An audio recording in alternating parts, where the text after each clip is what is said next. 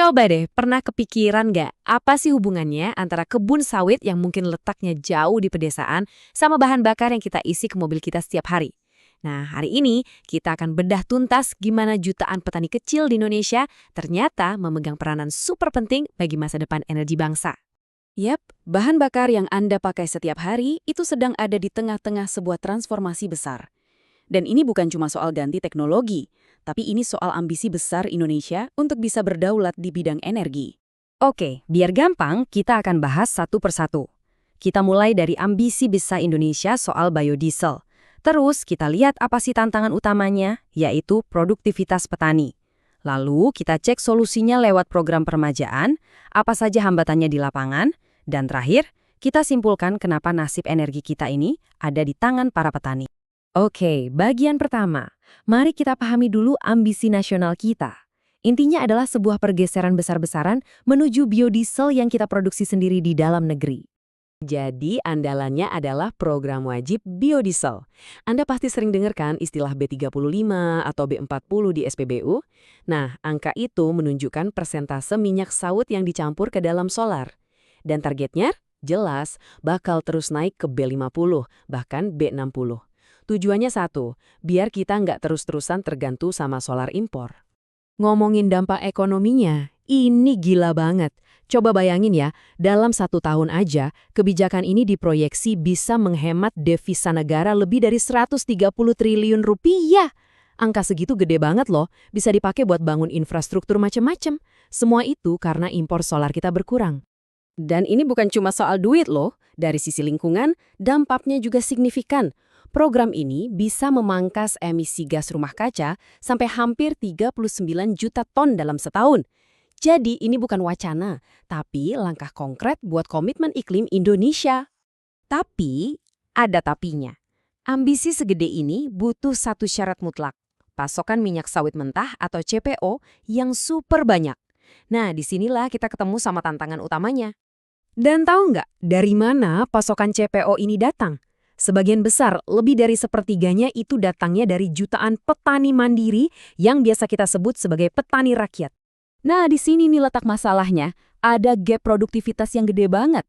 Kalau dihitung per hektar, kebun milik petani rakyat itu rata-rata menghasilkan CPO jauh lebih sedikit dibandingkan perkebunan skala besar milik perusahaan. Kesenjangan inilah yang jadi batu sandungan utamanya. Kesenjangan produktivitas ini resikonya serius banget. Kalau kita nggak bisa dapat lebih banyak minyak dari lahan yang sudah ada, ujung-ujungnya tekanan untuk membuka hutan baru bakal makin besar. Dan ini yang kita semua nggak mau kan? Terus gimana dong solusinya? Gimana caranya Indonesia bisa memenuhi target energinya tapi tanpa menambah deforestasi? Jawabannya ada di satu program andalan pemerintah, namanya Program Permajaan Sawit Rakyat atau kita singkat PSR. Nah, program ini dirancang untuk langsung mengatasi akar masalahnya, yaitu produktivitas di tingkat petani.